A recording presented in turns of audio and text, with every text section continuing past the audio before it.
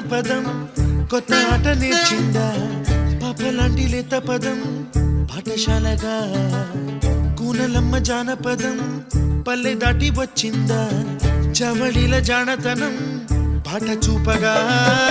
కుంచెలో దాగే చిత్రాలు ఎదురొచ్చేలా